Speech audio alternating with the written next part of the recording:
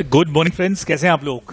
तो ऑडिट का जो रिवीजन सेशन हमारा चल रहा है उसमें लास्ट तक हम लोग कंपनी ऑडिट के क्वेश्चन वाइज रिवीजन पर हमारी बात को कंप्लीट कर चुके थे और आप लोगों के मैसेजेस थे कि सर चैप्टर नंबर 11, 12 और 13 का रिवीजन कब कराएंगे। तो चलिए शुरू कर देते हैं। चैप्टर नंबर 11 भी आप लोग यहाँ पे देख रहे हैं और बहुत जल्द 12 और 13 जो हमारा है bank audit and different entities की ऑडिट का रिवीजन भी हम लोग यहाँ पे क्वेश्चन वाइज रिवीजन भी हम लोग यहाँ पे कवर करने वाले हैं।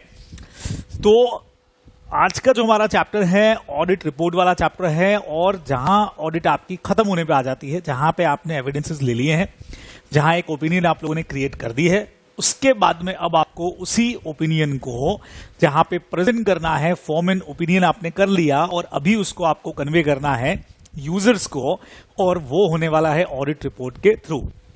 तो यहां पे इस पर्टिकुलर चैप्टर में हाँ ऐसे 700 हमारा कवर होता है, जैसा आप लोग देख रहे हो, forming an opinion and reporting on financial statement. तो रिपोर्टिंग का हमारा तो काम है वो सब यहीं पर होने वाला है। नाउ 701 जो है जो की ऑडिट मैटर्स के कम्युनिकेशन की बात करता है, 705 जो मॉडिफिकेशन ऑफ द ओपिनियन की बात करता है, modifications to the opinion in the independent auditor's report की बात करता है, और 706 जो है जो emphasis on matter paragraph and other matter paragraph की बात करता है। ये मेन एसेस जो है वो यहाँ पे आपके कवर रहते हैं इस पर्टिकुलर चैप्टर के अंदर, ये अपने को ध्यान में रखना है। चलिए जी, तो क्वेश्चन को स्टार्ट करते हैं। सबसे पहले नंबर पर हमारे पास में है right short note on general purpose financial statement. ये एक क्वेश्चन जो है वो डायरेक्टली आपको पूछा गया, ठीक है। तो देखें इसका आंसर क्या है। सर शॉर्ट नोट कहाँ है, ये तो बड़ा सा नोट है। तो आईसीआई इसका क्या आंसर आपसे डिमांड करता है, क्या सजेस्टेड है, आइए यहां से पढ़ते हैं, देखते हैं किस तरह से लिखा गया। एज डिफाइंड इन एसए 700, हमेशा की तरह पहला काम जो आपको करना है वो ये रहेगा कि एसए का रेफरेंस और उसका पूरा पूरा नाम जो है वो लिखिए। तो as defined in SA 700, forming an opinion and reporting on financial statement, general purpose financial statements are financial statement prepared in accordance with the general purpose framework। तो बहुत सीधा सा है, जो फाइनेंशियल रिपोर्टिंग फ्रेमवर्क की हम लोग बात करते थे, तो जनरल पर्पस फाइनेंशियल स्टेटमेंट का सबसे पहले नंबर पे तो कंसेप्ट ये आया कि भाई इसका मतलब क्या है ना।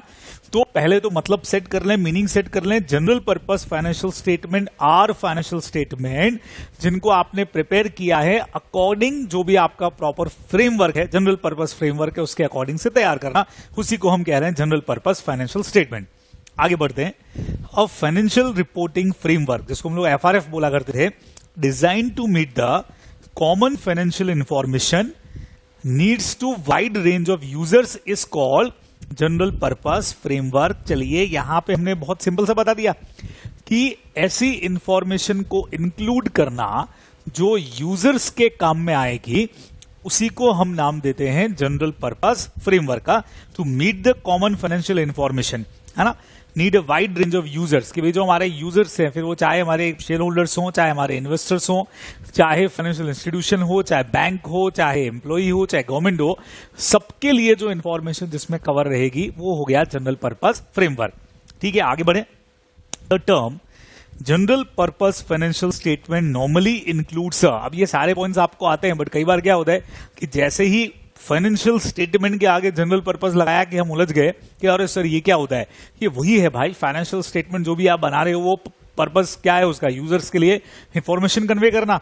तो अब आप देखें क्या लिखा गया। The term general purpose financial statement normally includes, पहले नंबर पे आ गया हमारा बैलेंस शीट, वही आपका फाइनेंशियल स्टेटमेंट का डेफिनेशन। सेकेंड नंबर पे आ गया statement of profit and loss, again same, also known as income statement. Cash flow इसके अंदर आ गया, and those notes and other statement and explanatory material that are an integral part of financial statement. यानी वही financial statement की definition जो आप first chapter से पढ़ते आ रहे हो वो एज इट इज इधर अपने को लिख देना चाहिए। They may also include supplementary schedules and information based on और derive from and expected to be read with such statement, और उसके साथ में दे में ऑल्सो इंक्लूड जो शेड्यूल्स हमारे रहेंगे, जो जो इन्फॉर्मेशन आपने बैलेंस शीट P&L में दिया उनसे रिलेटेड इन्फॉर्मेशन का जो डिटेल्स है, तो शेड्यूल 3 के अंदर भी आप लोग देखते हैं, वो सब इसके अंदर कवर रहेगा। Such schedule and supplementary information may deal, for example, with financial information about business and geographical segment हो सकते हैं, disclosures हो सकते हैं about the effect of changing prices, ये सब चीजें। तो सप्लीमेंट्री इंफॉर्मेशन है, जो अदर इंफॉर्मेशन और दी जा रही है उसमें ये चीजें भी शामिल हो सकती हैं। Financial statement do not however include such items as report by director, statement by the chairman, discussion and analysis by management and similar items that may included in a financial or annual report. अब हमने कहा कि financial statement में हम normally include करते हैं, normally क्या, अपन notes to accounts की बात हो गई जो फाइनेंशियल स्टेटमेंट से रिलेटेड इंफॉर्मेशन दे रहे हैं। अदरवाइज इसमें हम इंफॉर्मेशन क्या की देते हैं, balance sheet, then income statement आ गया, देन हमारा कैश फ्लो आ गया, न्यूमेरिकल फिगर्स जो भी है वो इसमें दिए जाते हैं, बराबर। जबकि मैनेजमेंट का डिसीजन क्या है, चेयरमैन का स्टेटमेंट क्या है, इन सब के लिए एनुअल रिपोर्ट हमारे पास में होती है, वो सब फाइनेंशियल स्टेटमेंट में कवर नहीं होते।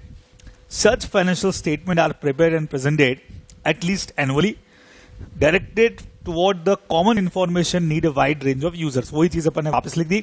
Some of these users may require to have the power to obtain information in addition to that contained in the financial statement.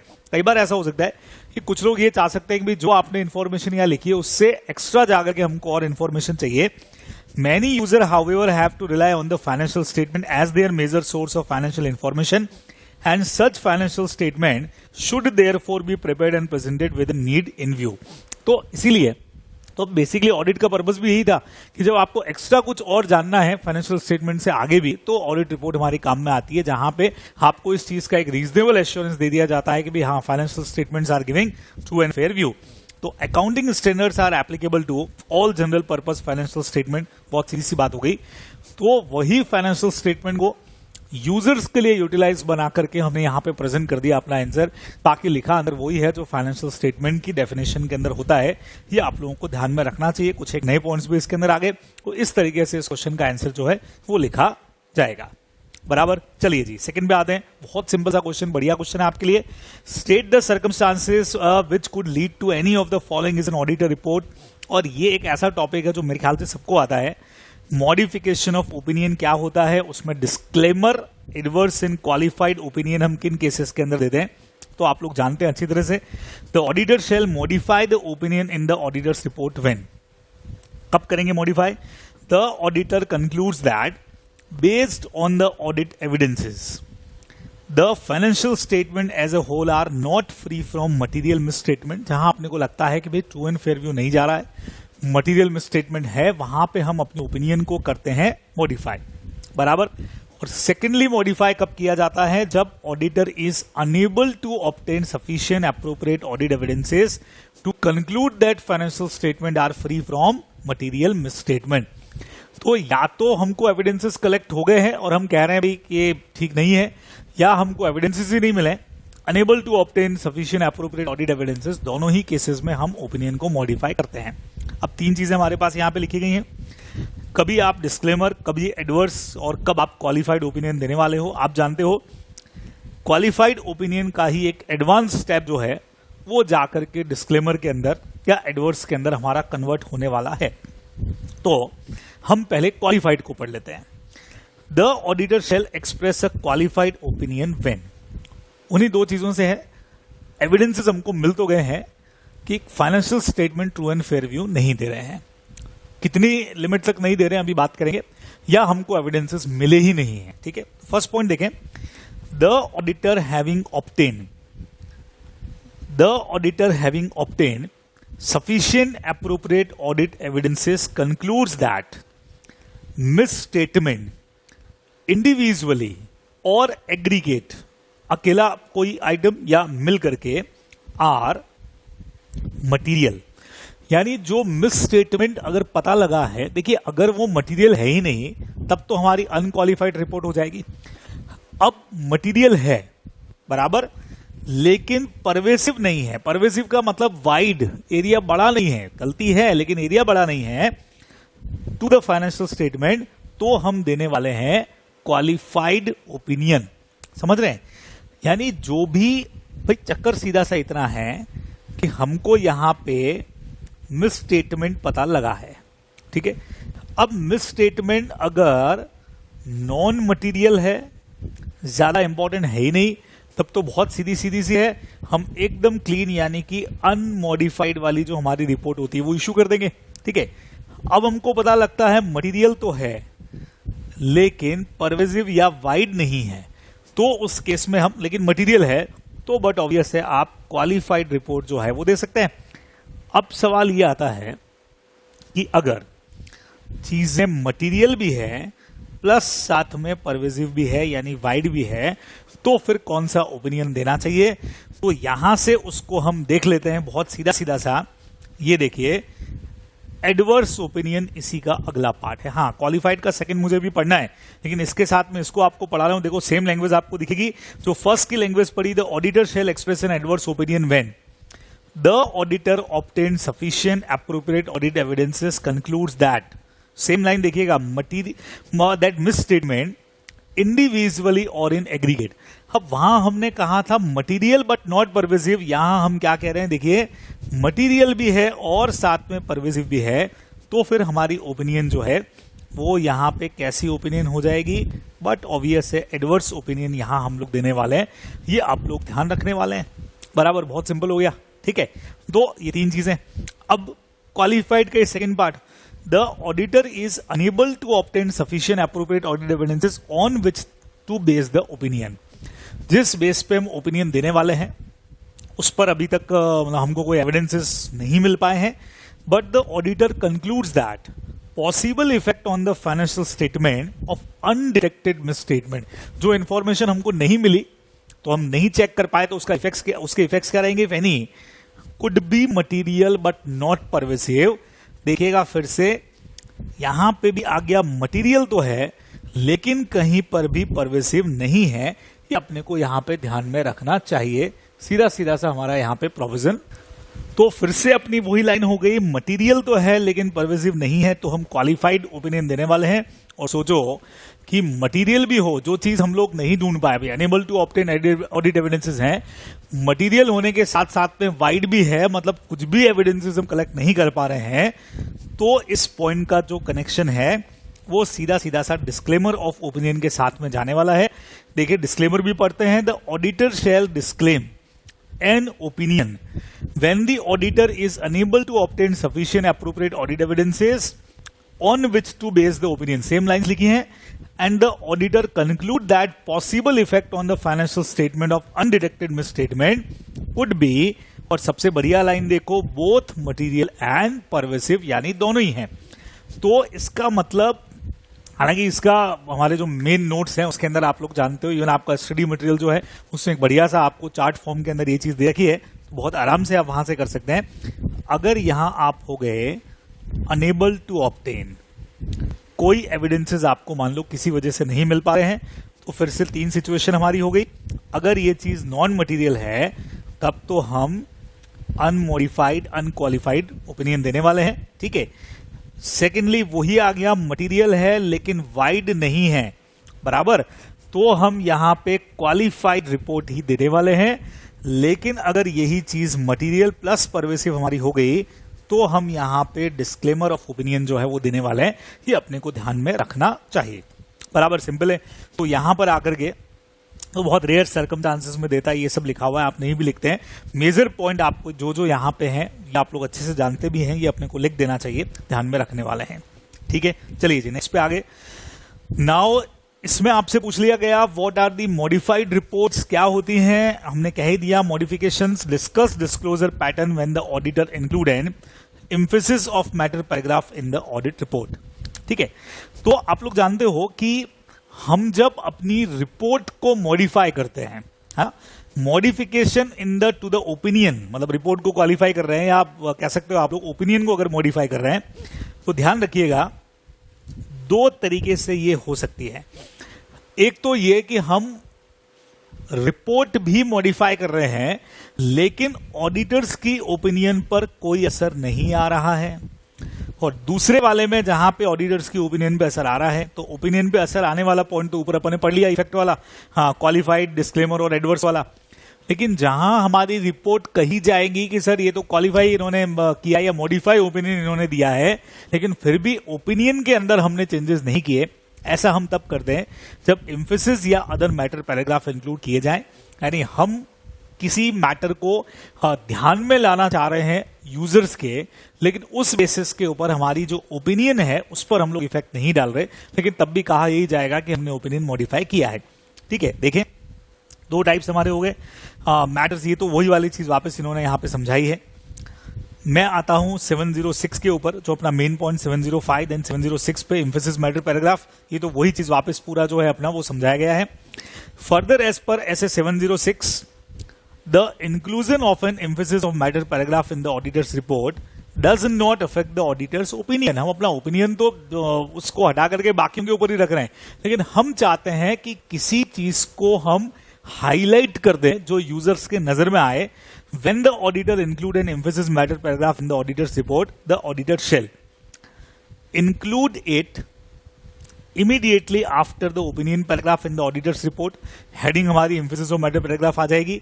Include in the paragraph a clear reference to the matter being emphasized and where relevant disclosure that fully describe the matter can be found in the financial statement and indicate that auditor's opinion is not modified। opinion हम modify नहीं कर रहे हैं, लेकिन फिर भी हम चाहते हैं कि आप उस मैटर को थोड़ा ध्यान से देखें। हालांकि उस मैटर के बेस पे हम अपनी ओपिनियन को कहीं पर भी मॉडिफाई नहीं कर रहे हैं। बिना ओपिनियन मॉडिफाई किए भी हमने रिपोर्ट को क्वालिफाई कर दिया अगर हम एम्फेसिस मैटर पैराग्राफ उसमें डाल देते हैं, बराबर। और ऐसा जनरली हम कब करते हैं, जहां पे एग्जांपल्स दे दिए गए, uncertainty rating to the future outcome हो रहा है, एक्सेप्शनल कोई लिटिगेशन चल रहा है, यानी ऐसी चीजें जो फाइनेंशियल स्टेटमेंट के अंदर ऑलरेडी इंक्लूडेड थी, बराबर। तो हमने कहा कि सर वैसे सब कुछ सही है, रिपोर्ट भी ओके है, लेकिन फिर भी यूजर्स लोग आप उस फाइनेंशियल स्टेटमेंट के नोट्स में जो लिटिगेशन देके रखा है या जो कॉन्टिजेंट लायबिलिटी है उस पर हम थोड़ा सा जोर देना चाह रहे हैं, उसको यहाँ इंक्लूड कर रहे हैं, उसको भी आप लोगों को ध्यान में रखना चाहिए। ठीक है, early application where permitted of a new accounting standard that has a pervasive effect. हमने जो फ्यूचर में अकाउंटिंग स्टैंडर्ड का इफेक्ट आने वाला है उसका इफेक्ट पहले ही डाल दिया, और जो बड़ा चेंज लेकर के आएगा तो उसको हमने बता दिया। हम मेजर यहां पे हमने बोल दिया कुछ चीजें इस तरह की जो फाइनेंशियल पोजीशन पर एक बड़ा इफेक्ट डालने वाली है, ऐसे कोई भी इवेंट्स हैं तो उसको भी हमने क्या कर लिया, यहां पे इंक्लूड कर। तो इसको मैं पढ़ देता हूं एक बार।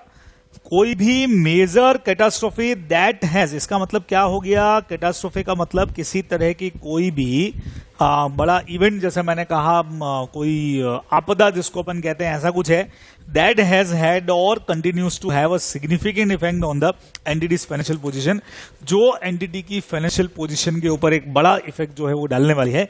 ऐसा अगर कुछ भी है तो हम यहाँ पे बता देंगे कि सर ये चीज आप लोगों को वहां पे ध्यान में रखनी चाहिए। तो इंक्लूड इन द पैराग्राफ, ऊपर वाला वापस पढ़ता हूं, clear reference to the matter being emphasis and to where relevant disclosure that fully describe the matter can be found in the financial statement. Sir वैसे तो रिपोर्ट हमने जो है अपनी ओपिनियन को मॉडिफाई नहीं किया है, हमने जैसा मॉडिफिकेशन होता है डिस्क्लेमर वाला वगैरह कुछ भी नहीं किया, लेकिन फिर भी हम चाह रहे हैं कि इन मैटर्स के ऊपर आपका ध्यान जाना चाहिए जो फाइनेंशियल स्टेटमेंट पर इफेक्ट डाल सकते हैं। तो डायरेक्टली अपना क्वेश्चन पूछ लिया गया, अच्छी चीज हो गई। चलिए जी, तो नेक्स्ट क्वेश्चन के ऊपर आते हैं। नेक्स्ट क्वेश्चन कहता है the auditor's report shall include a section with a heading responsibilities of management for financial statement. बराबर सिंपल है, आप लोग जानते हो। ऐसे 200 explain the premise relating to the responsibility of management. ऐसे 200 बताता है मैनेजमेंट का रेस्पॉन्सिबिलिटी क्या रहेगा, and where appropriate TCWG those charged with governance on which the audit is accordance with ऐसे is conducted। ठीक है, तो ऐसे 200 यहाँ पे आपसे पूछा जा रहा है कि जो ऑडिट रिपोर्ट में हमारी एक हेडिंग आती है रेस्पॉन्सिबिलिटीज ऑफ मैनेजमेंट, उसमें हम लोग ऐसे 200 के अंदर रेस्पॉन्सिबिलिटीज के बारे में बताया गया है कि मैनेजमेंट की क्या रहेगी, और TCWG है अगर तो उनका रेस्पॉन्सिबिलिटी क्या रहेगा। ठीक है, तो इसके ऊपर आपको एक्सप्लेन करने को दे दिया गया, आप देख सकते हैं काफी बड़ा आंसर यहाँ पे लिखा गया है। तो कई बार ये होता है कि भाई ये सब पढ़ने के बाद भी, मतलब आपने पूरा कोर्स भी कर लिया, लेकिन फिर भी क्वेश्चन पढ़ के एग्जाम में हो सकता है कि एकदम ब्लैंक हो गए, सर इसका आंसर आखिर लिखना कैसे, शुरू कैसे करना। इसके लिए ही बहुत जरूरी है, जैसा मैं हर वीडियो के अंदर बोल रहा हूं, कि क्वेश्चन आंसर्स का प्रैक्टिस अपने को करना चाहिए। देखिए क्या लिखा है। हाँ, the auditor's report shall include a section with a heading responsibility of management for the financial statement. Asset 200 explain the premise rating to the responsibility of management and where appropriate TCWG governance of audit accordance with essays conducted. ये मैंने फटाफट इसलिए पढ़ा क्योंकि लगभग हर question का answer जब आप यहाँ पे देखोगे इस तरह के, तो इतना पोर्शन में तो ये क्वेश्चन का मैटर ही वापस से ड्रॉ करते हैं, इसलिए अपने को लगता है कि आंसर बहुत बड़ा हो गया ये, है ना। आप देख सकते हैं एज इट इज, यहां से यहां तक तो क्वेश्चन को ही वापस रिपीट मार दिया। अब समझाना शुरू किया।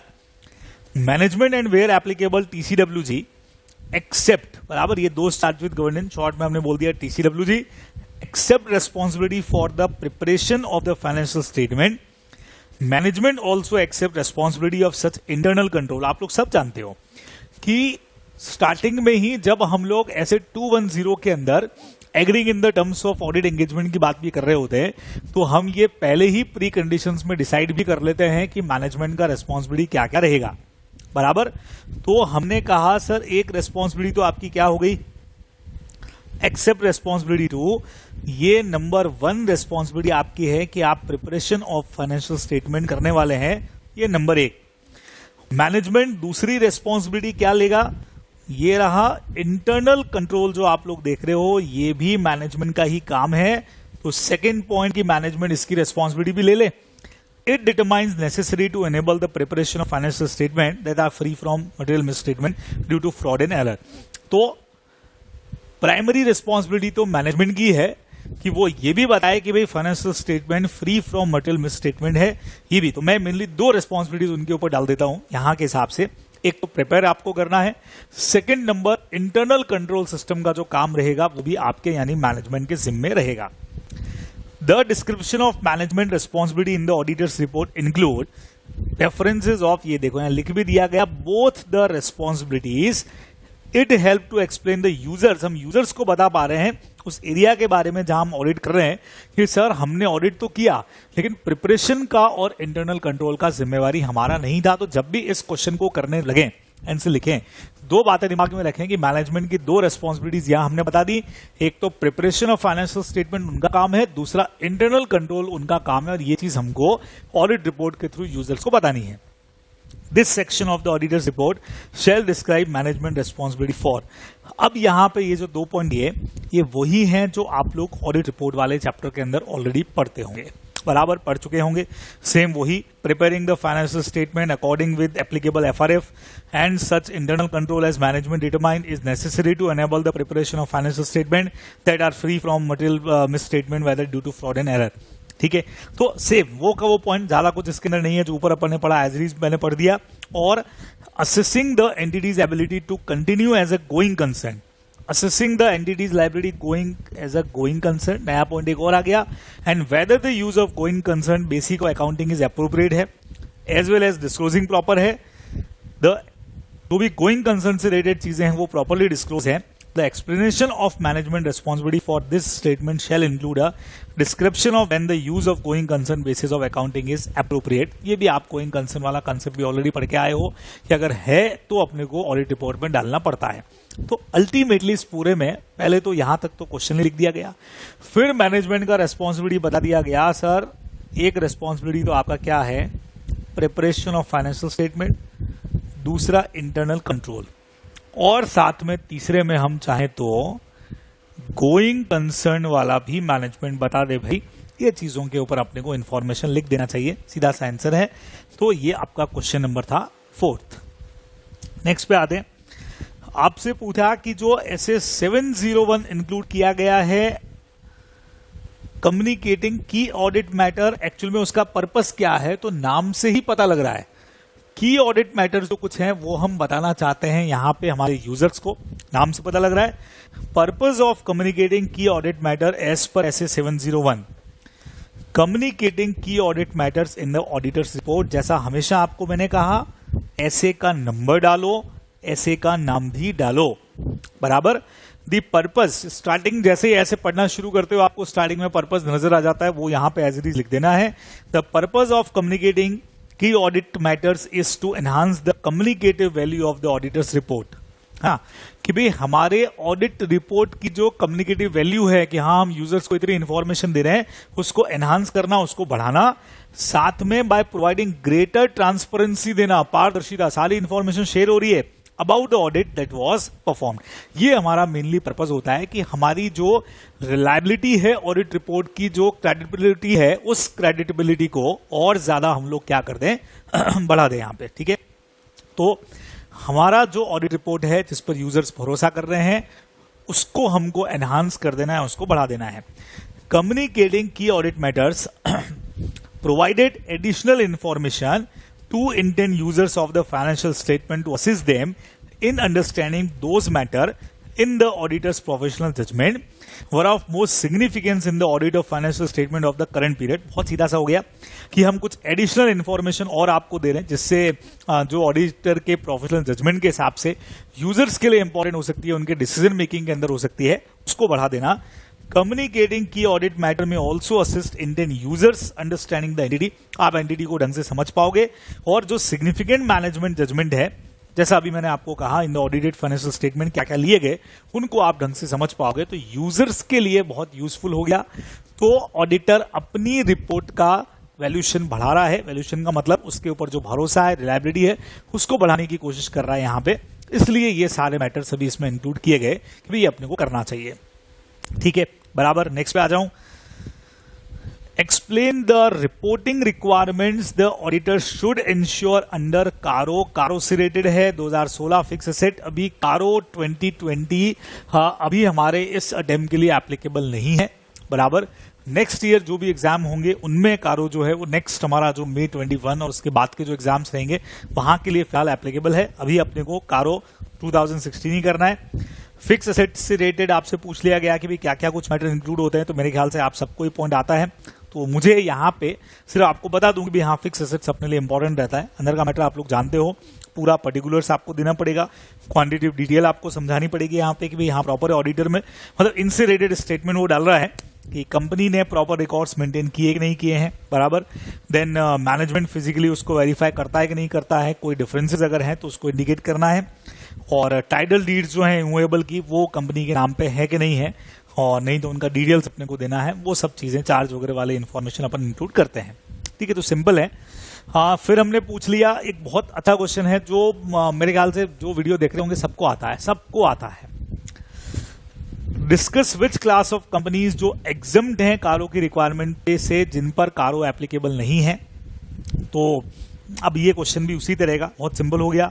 हाँ, बैंकिंग कंपनीज हमारी हो गई, इंश्योरेंस कंपनीज हो गई, देन सेक्शन 8 वाली कंपनीज जो हमारी थी नॉट फॉर प्रॉफिट वाली, देन उसके अलावा ओपीसी हमारी हो गई, स्मॉल कंपनी हमारी हो गई, और उसके अलावा प्राइवेट कंपनीज, लेकिन कौन सी, जो किसी की सब्सिडरी या होल्डिंग नहीं है और जिनका paid up capital and reserve and surplus जो है वो 1 करोड़ से ज्यादा नहीं है, है ना, और जिनका टोटल बोरोइंग्स जो है वो भी 1 करोड़ से, देखो which does not have total borrowing exceeding 1 crore, किसी भी बैंक या फाइनेंशियल इंस्टीट्यूशन से किसी भी पॉइंट ऑफ टाइम पे, बराबर, and which does not have a total revenue, जो शेड्यूल 3 के हिसाब से है रेवेन्यू जो कैलकुलेट होती है वो भी 10 करोड़ रुपए से ज्यादा नहीं है, as disclose in schedule 3 of the companies act, including revenue from discontinue operation exceeding ₹10 crore, बराबर। सर एक्सीडिंग बोल रहे हो, ऊपर पढ़ दिया ना भाई, not have a total revenue, ये ज्यादा नहीं होनी चाहिए। तो ये बहुत फास्ट ले लिया मैंने क्वेश्चन, क्योंकि ये आप लोग अच्छे से याद करते हो, कारो भी वैसे भी अच्छे से पढ़ के जाते हो, और ये नॉन एप्लीकेबिलिटी वाला पॉइंट तो आप लोग याद करते ही करते हो, तो अपने को ध्यान में रखना है।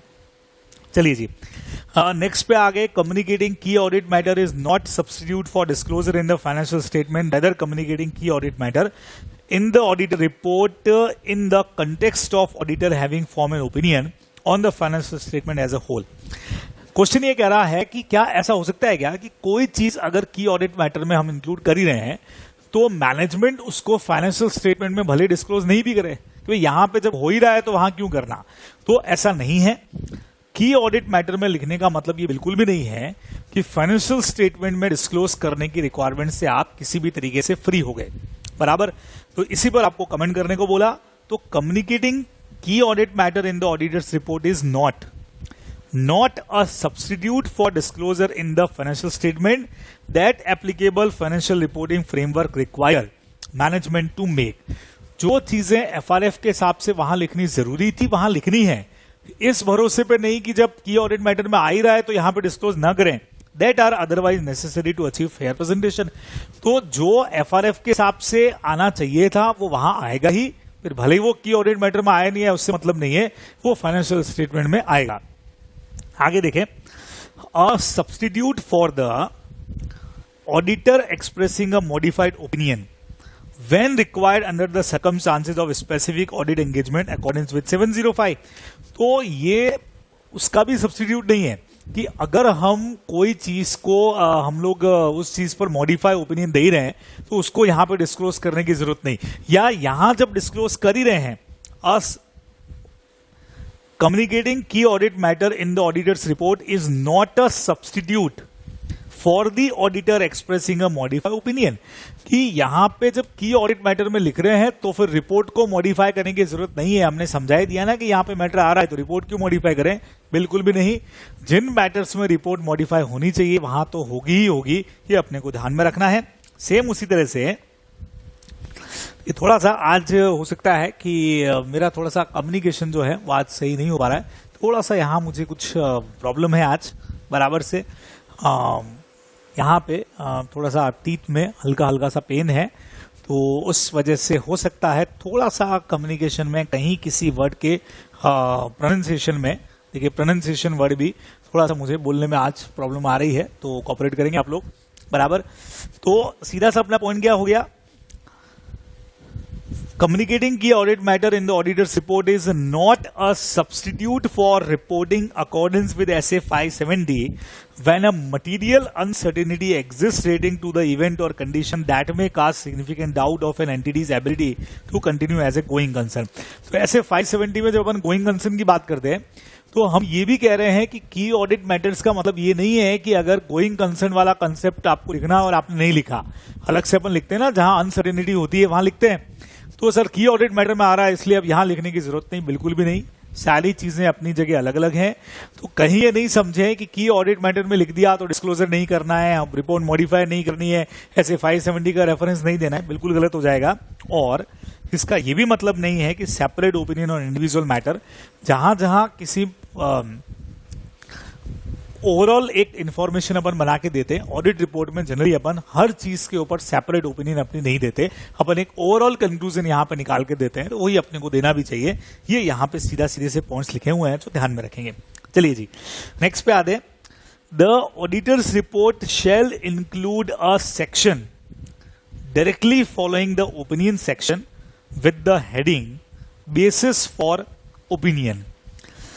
तो अब इन्होंने कहा कि ऑडिट रिपोर्ट के अंदर जो अपन बेसिस फॉर ओपिनियन वाला सेक्शन लेते हैं, what is included in the basis of opinion, तो उसमें क्या क्या चीजें इंक्लूड की जाती हैं वो आपसे पूछा. तो सिंपल पॉइंट्स आपको इसके अंदर लिखने हैं, पॉइंट्स फॉर्म में लिख देना है कि आप उसमें क्या क्या लिखोगे. ठीक है, तो इसमें क्या क्या लिखते हैं अपन. सबसे पहले तो state that audit was conducted according standard on auditing, ये अपन लिखते ही हैं, वो जो पैराग्राफ आप लिखते हो उसमें इंफॉर्मेशन आती है. Second number, refer to the section of auditor's report that describe the auditor responsibility. अब ये भी शो कर देते हैं कि ऑडिटर का रेस्पॉन्सिबिलिटी किधर पड़ा हुआ है, कहां पे है. Include A statement that auditor is independent of the entity in accordance with ethical requirement relating to the audit, has fulfilled the auditor's other ethical responsibilities accordance with these requirement. Common सी बात आप सब जानते हैं, ये basis for opinion आपने पढ़ा है. State whether the auditor believe that the audit evidences the auditor has obtained are sufficient and appropriate to provide basis for auditor's opinion. तो ये जो अपना हेडिंग होता है ना, बेसिस फॉर ओपिनियन आपका क्या है, उसमें ये इन्फॉर्मेशन अपन लिखते हैं. चलिए जी नेक्स्ट में आ गया, आखिरी दो क्वेश्चन मेरे पास में बचे हुए हैं, आज ही कंप्लीट करेंगे इसको अपन. In considering the qualitative aspects of the entity's accounting practices, the auditor may become aware of possible bias in management judgment. जब आप एक ऑडिट करने जा रहे हो तो आपको अवेयर रहना चाहिए कि मैनेजमेंट कई बार डिसीजन को लेकर के बायस हो सकता है ना, भेदभाव रख सकता है. The auditor may conclude the lack of neutrality. बराबर मैंने कहा था आज थोड़े से टिपिकल वर्ड्स को प्रोनाउंस करने में मुझे यहाँ पे हल्की सी दिक्कत है, तो समझेंगे आप. The auditor may conclude the lack of, अब न्यूट्रलिटी का मतलब क्या हो गया, न्यूट्रल रहना, जहां पक्षपात नहीं करते हो, बराबर, together with uncorrected misstatement causes the financial statement to be materially misstate. और अगर ऐसा हुआ, लेक ऑफ अगर न्यूट्रलिटी हुई, यानी जहां पे पक्षपात कर रहे हैं, न्यूट्रल नहीं है, भेदभाव कर रहे हैं, वहां पे हो सकता है कि कुछ मटेरियल मिस स्टेटमेंट रह जाए, क्योंकि आप उसको करेक्ट करोगे ही नहीं। तो इस सिचुएशन को आपको एक्सप्लेन करने को बोला विद एग्जाम्पल। सिंपल सा पढ़ते हैं क्या लिखा गया है, देखिएगा वहां से।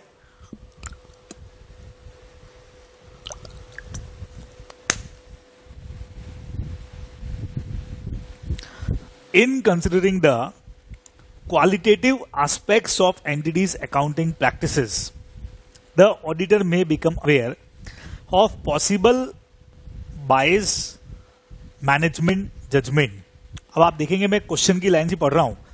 ऑडिटर में कंक्लूड लेक ऑफ, जहां पे न्यूट्रलिटी है, together with uncorrected misstatement causes the financial statement to be materially misstate. यहां तक हमने फिर से क्वेश्चन की लाइन सी डाली है। आप देखो, आंसर का तरीका देख लो आप, एज इट इज क्वेश्चन का लाइन तो है वो वहां पे हमने नोट डाउन यहां तक कर दिया।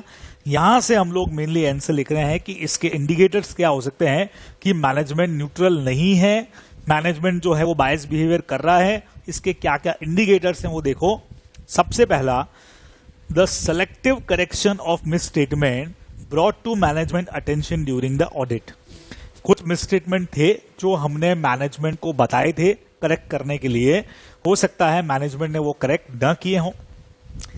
एग्जाम्पल दिया, correcting misstatement with the effect of increasing reported earnings. हमने मिसस्टेटमेंट बताया था कि भाई आपको करेक्ट करना है, जो रिपोर्टेड अर्निंग्स है उसको इंक्रीज था, बराबर, लेकिन उन्होंने करेक्ट नहीं किया अगर, तो बट ऑब्वियस है कि उसका इफेक्ट क्या आएगा कि वो अभी भी अर्निंग्स आपकी डिक्रीजिंग दिखेंगी, बराबर। वाइस वर्सा भी हो सकता है, कम करने को कहा था लेकिन कम नहीं किया गया, तो बट ऑब्वियस है कि वो अभी ज्यादा ही दिखाई जाएंगी, है ना। फिर the combination of several deficiencies affecting the same significant account और डिस्क्लोज और the same internal control component could amount to a significant deficiency or material weakness if required to be communicated in the jurisdiction. The evaluation required judgment and involvement of audit executives. अब हमने कहा combination of several deficiencies affecting the same significant account. कई बार क्या होता है कि किसी एक पर्टिकुलर अकाउंट में कई सारी डेफिशिएंसीज थी, वो हमने प्रॉपरली मैनेजमेंट को बताई, लेकिन मैनेजमेंट ने अगर उसको करेक्ट नहीं किया तो वो मिसस्टेटमेंट जो है वो कहीं ना कहीं ओपिनियन पे इफेक्ट डाल सकता है, ठीक है। Now possible management bias in the making of accounting estimate, बराबर है।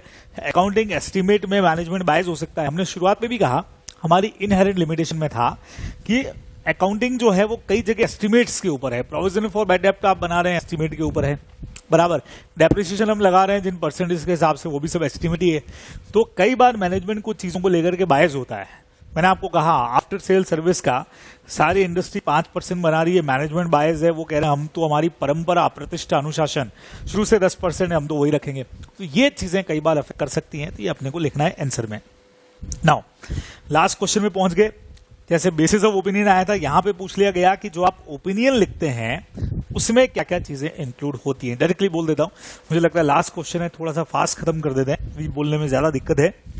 तो ओपिनियन जो हमारी हेडिंग आती है, उस ओपिनियन में नॉर्मली आपने ये पॉइंट्स भी पढ़े, प्लस हम जब ऑडिट रिपोर्ट बनाते हैं तो इन्हीं चीजों को पैराग्राफ फॉर्म में लिखते हैं। लेकिन जब एग्जाम में क्वेश्चन पूछा जाएगा कि एक्सप्लेन करिए कि क्या क्या पॉइंट्स आप ओपिनियन सेक्शन में इंक्लूड करते हो, तो क्या क्या इंक्लूड करते हैं, अपने नोट्स को, बुक को खोलना, उसमें ओपिनियन वाला सेक्शन निकालना या स्टडी मैट्स निकालना, और जो जो चीजें मैं बोल रहा हूं, जो पैराग्राफ दिया हुआ है आपको वहां पे ओपिनियन का, उसमें अंडरलाइन करना कि ये चीजें हैं कि नहीं है, उसमें क्या क्या है।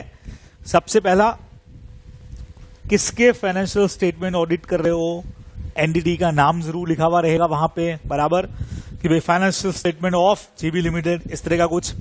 नाउ ये भी लिखा हुआ रहेगा कि फाइनेंशियल स्टेटमेंट को ऑडिट कर रहे हो। फिर हर फाइनेंशियल स्टेटमेंट के अंदर हर चीज का टाइटल, बैलेंस शीट का, P&L का, कैश फ्लो का, ये दिया हुआ रहेगा, ठीक है। फिर नोट्स की बात भी उसमें लिखी हुई रहेगी, और ये भी लिखा हुआ रहेगा कि भाई अकाउंटिंग पॉलिसीज आप फॉलो कर रहे हो, और डेट और पीरियड रहेगा जिसके वो फाइनेंशियल स्टेटमेंट है कि भाई हमारा 1 अप्रैल 18 से 31 मार्च 19। वैसे 31 मार्च 20 जा चुका है, बराबर, लेकिन फिर भी मैं 19 इसलिए ले रहा हूं क्योंकि 2020 को लेना बहुत खतरनाक बात है। 2020 अपने आप में खतरनाक हो गया, तो आप चाहें तो कर सकते हैं 1 अप्रैल 19 से 31 मार्च 20 का आप ऑडिट कर रहे हैं, ये फाइनेंशियल पीरियड भी आप उसके अंदर बाकायदा देते हैं कि भाई हम 31 मार्च 20 का जो बैलेंस शीट है के जो फाइनेंशियल स्टेटमेंट है उनके ऑडिटिंग को यहाँ पे उस पर अपनी ओपिनियन दे रहे हैं, ये अपने को ध्यान में रखना चाहिए। तो ये सब चीजें इंक्लूड रहती हैं। चलिए जी, तो ये आप लोगों की डिमांड के ऊपर पब्लिक डिमांड, ठीक है ना, ये हमारा चैप्टर नंबर 11 यहाँ पे हो गया ऑडिट रिपोर्ट पे।